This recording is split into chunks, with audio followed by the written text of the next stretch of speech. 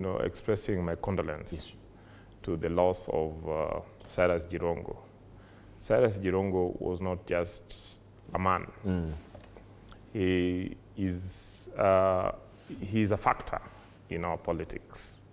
He's a factor in the development of our state. Cyrus Jirongo is a man who lived his life on his own terms. He was, a strong, powerful character.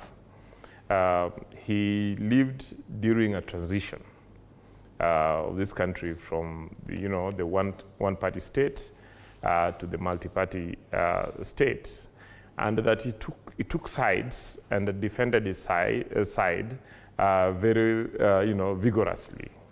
I want to leave historians to define for us who Cyrus Jirongo was, and to, then allocate him space, whether it will be a book, a chapter, a paragraph, or a sentence, or, whatever the historians decide to do. And let's hear both sides as the historians will speak. For now, let us mourn the man. But even as we do that, the circumstances of his death is something that the nation needs to speak to. And what am I talking about? That Cyrus Jirongo has lost his life along a road that thousands have died over the years. A number of them die without being mentioned in the media because they are not big names. But we keep losing. And I dare you that between now and the new year, we are most likely still going to lose others. And it is coming at a moment when, as a nation, we have been discussing this road, okay? And some of us who come from along that road, my home is Kisumu, and that's a road that I've used over the years. And I loved driving along that road in my younger days. But I dread driving along that road nowadays because of the traffic, because of the accidents, and so on and so forth. So I'm hoping that the death of Cyrus Jirongo will finally settle the debate that is going around whether we need to, expand that road or not, and that as a matter of urgency, we should all focus on expanding our main arteries across the country to ensure that, all parts of the country are able to move, as human beings, but also as goods and so on and so forth, without fear that when somebody starts a journey, he may not arrive.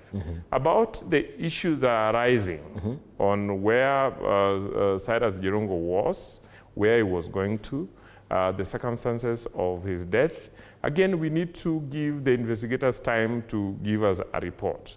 Even as we do that, questions are being raised about, how come the vehicle was not, and I've had my learned colleague raising the issue, how come the car was not extensively damaged? It is important to appreciate. I've driven Mercedes all my life. I've never driven any other vehicle.